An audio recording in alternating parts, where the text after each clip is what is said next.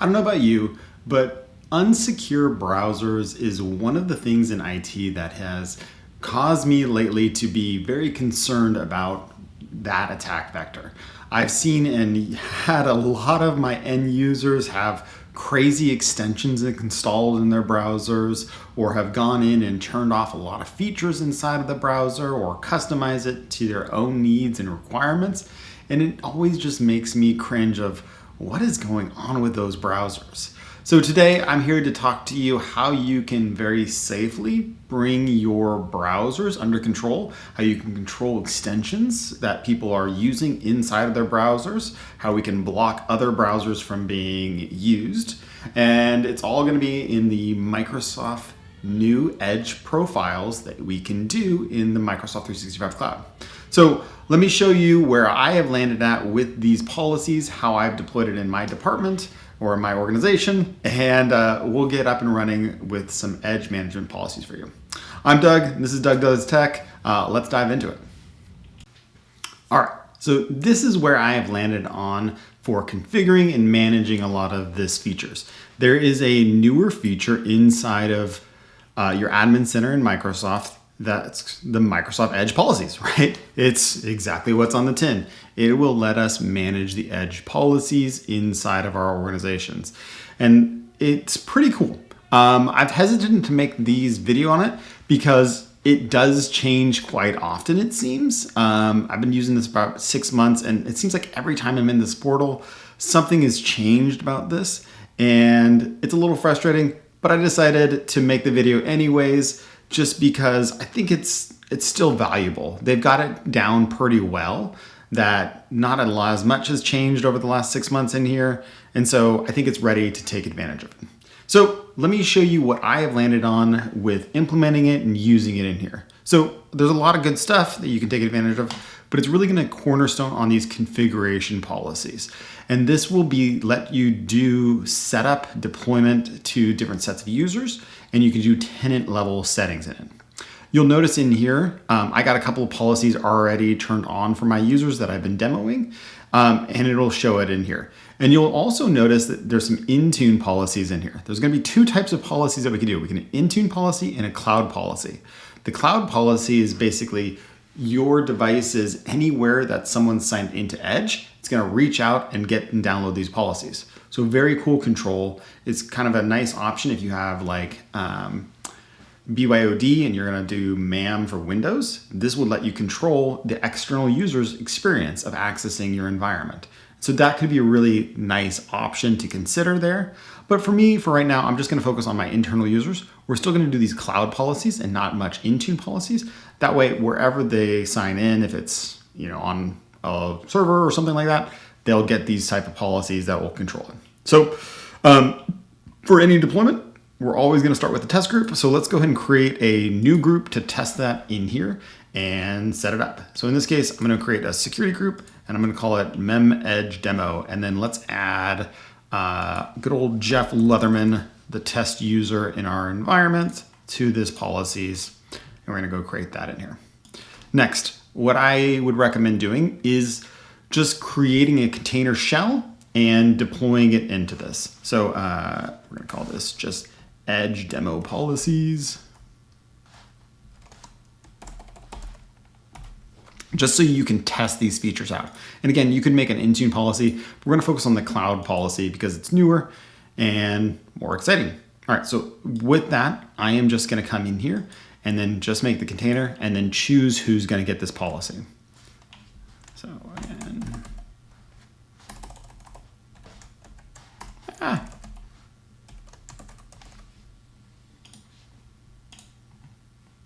and scope it, deploy it, and create it. And that'll just be my containerized option. And so essentially now I'm ready to go customize it and get this on my environment. So I mentioned this cloud policy will automatically start working for anybody that's signed in for it. One of the things that you will need to adjust with it is, well, making sure people sign in or syncing it forced to your devices. So in here, there's a cool option that we can take advantage of, and I'm keep on reusing the word cool, is this deploy button. what you'll notice in here is that you can take this and deploy this to an Intune policy to force this in here.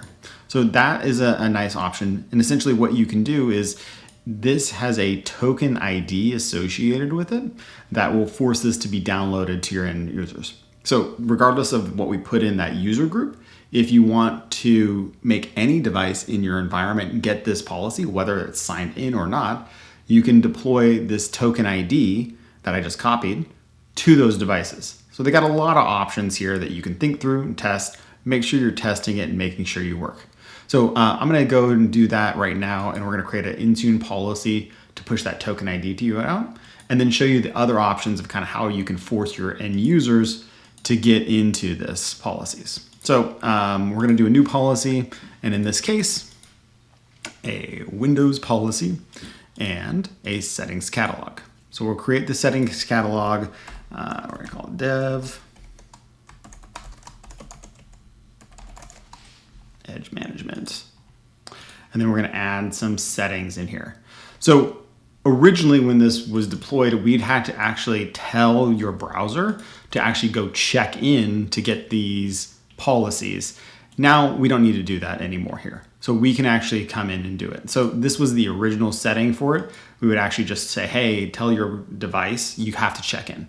I would probably still recommend configuring this policy because you want your end users to, if you have like an older browser that hasn't been updated in a while, this will tell that device to check in with that in there.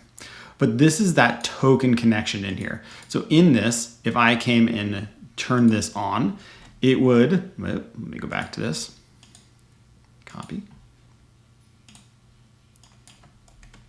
This will now force this device to reach out to this edge profile that we created and have it download to the environment. So regardless if the end user signs into our edge anymore, we can now do that. So that might be a good option for you to consider in that option, because this will just let it deployed. And these policies, I'm doing them in Intune. They also are available in group policy.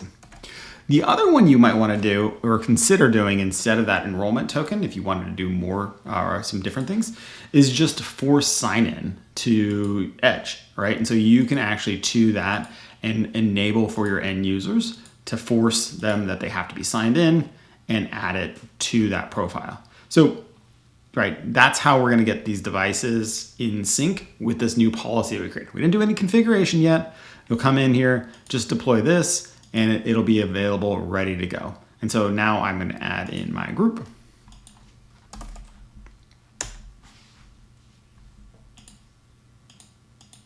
And we're good to go. Okay, so that's the Edge policy.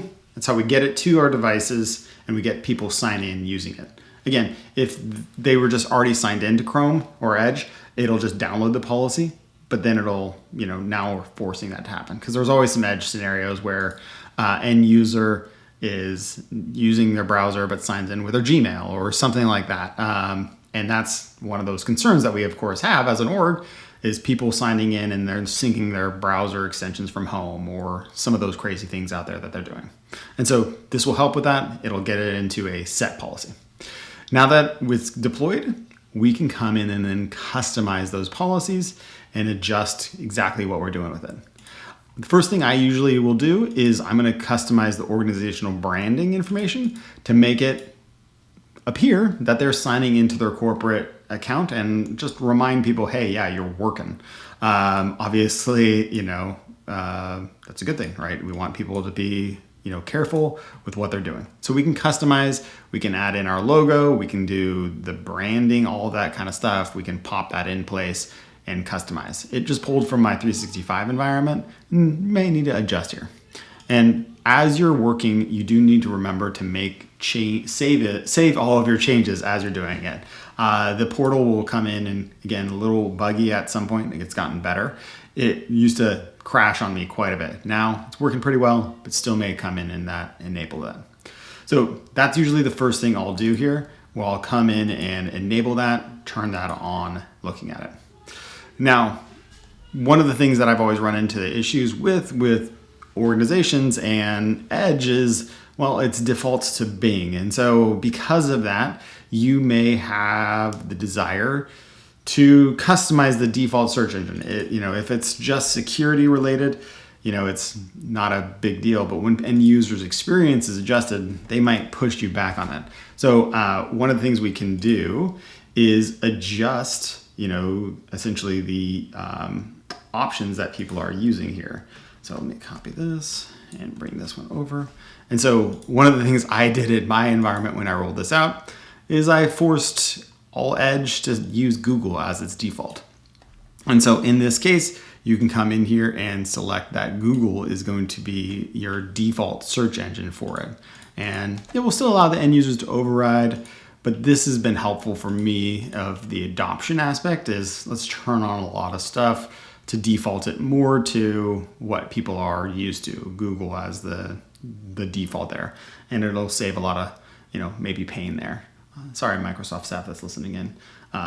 They like their Google, and I just can't fight the end users on it. So something that you could try there to help with that. Okay, that's one good option that you consider there, and that's usually a default that I'll lots of times do on here. Another couple settings that I'll default to as my first starting spot, other than branding, is the diagnostic data one. We want to have diagnostic data sent to the solution. And so we can do that in here. And so we can send the optional data set, and that will go back to enabling our reports inside of it, letting us know what our end users using, what are the policies that we are taking in there. And then the final one that I'll usually do as a kind of a default here is the Edge policy management override for cloud policy. This answers the question or explicitly tells how you should handle conflicts. If you have a group policy that says this, and then you have another policy in Intune that says this, which one should win? In this case, we're actually going to force that to happen. We're going to tell it all our browsers, hey, the cloud policies that we're configuring now are the override option. And so that's what we want to do here. Have the Edge policies or the cloud policies that we're configuring, override, and deploy it. And so that's the defaults, right? And so we got branding, we got diagnostic data. I would recommend adjusting the search provider, and then have all of these policies win over the other ones. So that's usually a good place to start. Next, the biggest issue and concern that I have with kind of the browsers is the extension options, right? Again, end users, I find all the time, end users are using crazy extensions that are compromised, or they synced something and their kid was using it and they signed into their Gmail and something from their school, they downloaded a browser and now it's synced to your corporate account because they signed in with it. Well, I wanted to take away that issue for my organization. And so this is probably the number one feature that I think you as an organization should take advantage of is the ability to control those extensions, but still enable the end users to request extensions that they need to do their job. Because we want to enable the end user, but we just want to make sure it's all safe and above board. So in here, we can do that. So we can come in here and say manage requests, enable it, and turn on to get notifications that the end user wants this extension or wants this theme inside of Chrome that they like more. I don't know. There's all sorts of different things that end users want, and that is a really nice feature. This makes it all work really well. Anybody can ask for anything. I like my OneNote web clipper. I want notes sent to OneNote for me easily. I want my password vault. I want all those things enabled. And we can now do that and have a nice, easy way for end users to request it, and us to just hit approve it. The downside of this is that if we lock this out at this point, everybody will have to approve everything. And that can be a non-starter for you as an organization. It was, for me, I wanted to put in a bunch of extensions that would make life easier for me. So to do that, one of my team members, Jason Wilbur, is fantastic, trying to convince him to do his own YouTube, came up with the idea of using Defender for Endpoint Vulnerability Management to create a report of what people are using in here. And so I would highly recommend, if you're considering this, turn on the trial for this. Try it out, activate the trials. If you go down to security.microsoft.com and then trials, there is the Defender Vulnerability Management add-on extension that lets you then see all of this data. Obviously, you have to have Defender deployed, but those are prerequisites, that you can live with here. And what that's going to do once you activate, it's giving you a bunch of other features, which I can, if anybody wants to see them, I can make a video about all of them else. But it's going to make essentially a browser's extension report. It's going to go download for it all of the browser extensions that are installed. So it's going to have Chrome, Edge, and Firefox extensions so that you can have a good understanding of how and what people are using in there. So I can come into this and say, okay, LastPass, Purview extension, cmd.ms, people have those things deployed, and I'm going to enable them so that they can do it. And so what you can do is come into this and say, hey, CMDMS, I can see the users that are using it. A lot of people like it. That's fine. I can check out the security. How big of an issue is it in here? Of no critical issues, permissions that it requires is not high. So let's go ahead and deploy that out. Let's approve this. If someone using that, they'll get it, right? So what we can do is just copy this store ID, come back into our Edge policies, and then add that extension into it. So we can search for it in here and grab it and set it as an allow list for you. So very nice, good way to pull that in. And so all we just need to do is start building out that list. And so you can grab it here, or if you wanted to come in and use KQL to do it, we can also search for that and, see who has the most browsers extensions deployed and then start grabbing that, right? And so we can come in and say, hey, let me grab this, my OneNote web sign-in option. Okay, copy that over, pop it in, add it as an extension here, and control. And so good, you need to handle that probably before you start deploying this regularly and adding it into it. I would recommend at this point turning on some of the other Microsoft extensions that are for some of the newer features that they come out, specifically the Purview browser extension. Keep on going back and forth if this is necessary or not. Right now, I think it's required for some of the new DLP stuff that Microsoft has. So I'm going to recommend that you turn this on and deploy it to your end users. At this point, it's just allowed. If you want to force this enabled for your end users, you need to come in and edit this. So anything in your environment that you want people to have as extensions, make sure you go in and pop them in here at this time. Also, think through some of the other options that people are going to need or are currently taking advantage of. We actually ended up accidentally disabling Copilot because we blocked all extensions that weren't in this approved list here. And one of the ones we blocked was Copilot as the sidebar. So people liked, obviously, Copilot. They want that drop down there. So make sure you come in here, things that you want enabled or want to be able to take advantage of, add them into here as an approved option so that people can start using them. So we're going to pop those in so that, if they want to use those sidebar options, they're good to go. So that handles the requests, that handles let's getting a good base so we don't, brick people. Now, what we need to do is actually block the non-deployed extensions. Any of the extensions that were not managed by us, we should come in and control. And we're going to come now into this, and it is... this is where I always get it messed up. I actually got to go check. I think it's this one here. External extensions block extensions from being installed. Let's just double check that one, make sure it is the actual correct one in here. I got another policy that I've been using probably for 6 months. And apparently my brain is just can't remember off the top of my head here. So let's go and check. Yep, that is the right one. So external extensions, we want to block those external extensions in there. So let's go back to our policies and adjust here. And this is where, you do want to test these settings thoroughly before you deploy it out. Make sure you don't do everything. I also at one point turned off these checkboxes and it just deleted all extensions in here. So block external extensions from being installed and we're ready. And that will give you that option there. So that handles the extensions, options. That should be everything you need.